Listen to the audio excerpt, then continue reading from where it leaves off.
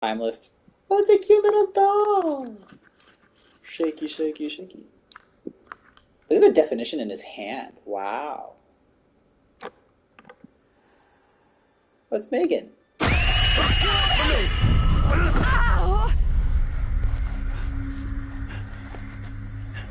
What is your name, sir?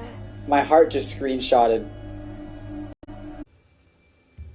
I will say though, the game is really good at catching me off guard with the jump scares. While I'm not necessarily dreading them more of the time, it is really good at like making it happen when I'm observing something, right? Or in the middle of a conversation.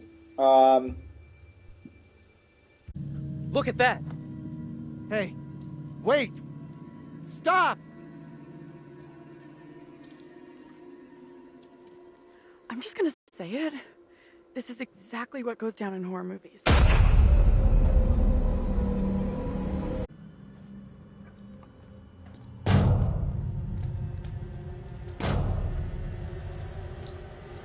See how the strings are swelling upwards? Hey! Anyone there? Ready for a jump scare in 5, 4, I call it 3, Anyone? 2, 1. Get off me! Run! Hey, that was a bit more predictable than the others. Why was it predictable? What is it you want from me?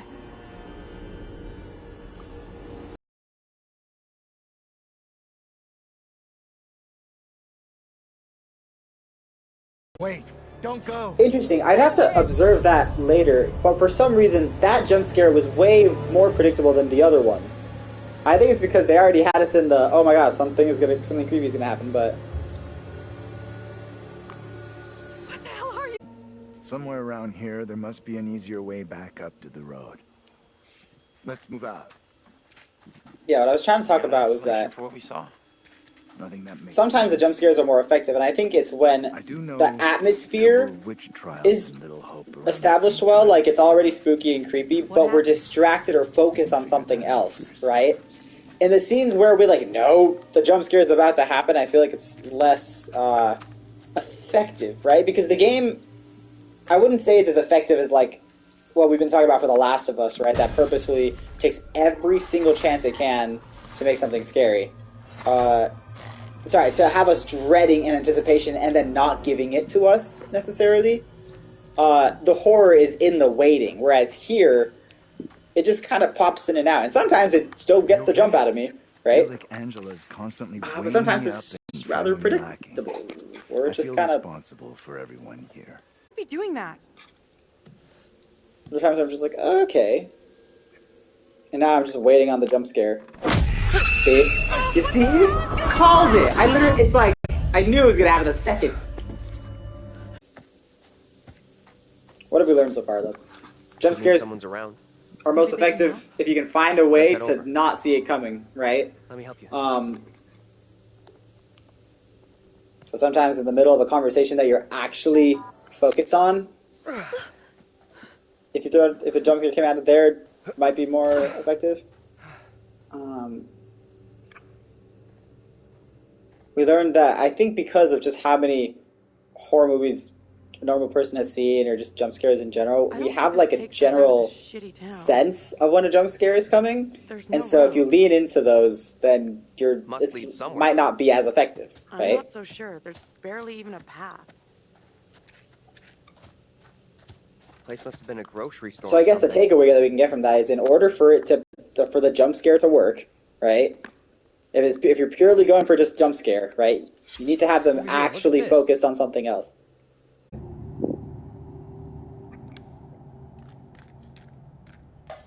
Hello?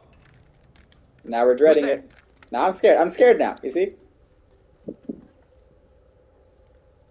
The point I was trying to make before is anticipation. You know, let us sit in the horror, in the terror of that something might happen. You know. Can't get through. This window is all.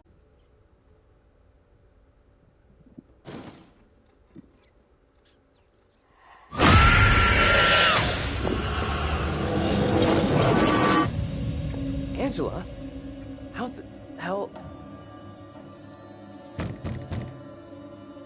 You see, I'm always more scared in the anticipation of the jump scare than in the actual jump scare. And that's why I feel like suspense is such a great tool for terror and for horror. Calm yourself. Um, Who is coming for you? in that moment, I was more scared walking around in complete quiet.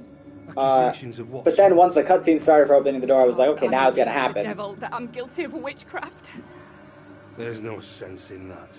Who would say such a thing? I cannot rightly say.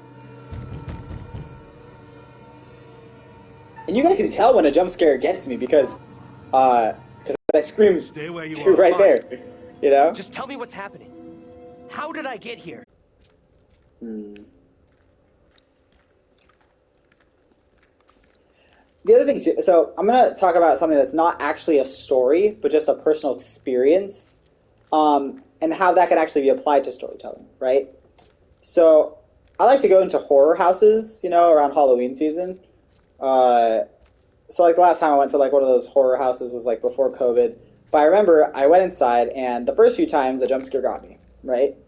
The first time the jump scare absolutely terrified me. The second time the jump scare absolutely terrified me, and the third time it terrified me a bit less. And as I kept walking through the horror house, every now and then they would catch me off guard still, like they'd have me focus on one side, but then the next side would have so they'd have me focusing on the left, and then it would come from the right, you know? But after a while, when you rely mostly on jump scares, you do get desensitized to it, believe it or not, right? Especially when they're of similar type, you know? And I know I keep bringing up, like, atmosphere and suspense, but there's something about atmosphere and suspense that is less... I thought this was our way out. Or it lasts longer, you know? Not just, like, in the moment, but it's more sustainable when done well, you know? Whereas after 5 jump scares, the 6th one, your body's already like, okay, it's, you know, happening. The reason I bring that up is because I feel like something similar is happening to me here, where even when the jump scare catches me off guard, my body's already kind of like primed for it. Get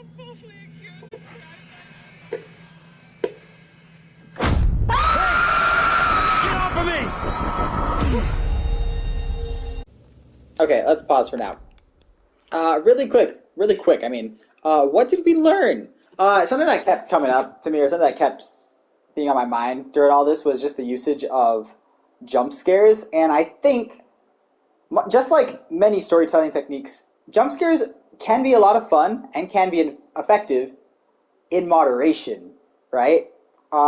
Because I feel like jump scares are something that are really easy to get desensitized to, especially when they're so prevalent in a story, which I feel like was kind of happening here, right? The first few jump scares, they really got me good, right? And that beginning section, or just like the first like hour, I would say, gameplay-wise, it was really, I was having a lot of fun with it.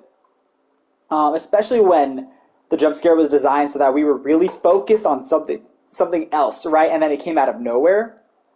However, there were times where, for some reason, I can't explain why. It might just be because they were leading into tropes, where the jump scare was just a lot more was a lot more obvious, right? Like we kind of saw it coming, and those I found to be less effective. And because there were so many jump scares over the course of the 2 hours, even the ones that I didn't see coming didn't really have an effect on me. Now, when I say things like this, I still want to make it clear that I'm very much enjoying the game, right? This is me just getting really nitpicky and trying to see what storytelling lessons we can learn from these kinds of games. That's why like setting up the atmosphere and having suspense is so important, because it'll do a lot of the work that you might want from a jump scare, which is fear, right? And horror, you can still get from anticipation, right? Some of the parts where I was the most scared while playing this game was when we were just walking. For example, we were walking in that room, as I believe is named Daniel, right? And it was just quiet, and I kept waiting for the jump scare. And then when it finally came, it was like a release for me. I was no longer scared, because I was like, oh yeah, I know it's going to happen. The scary lady from the past is going to grab our hand, scream, and we're going to be taken to the past, and nothing's going to happen, you know? So yeah. But, you know, those times where the jump scares do come out of nowhere, those were a lot of fun. I did enjoy those.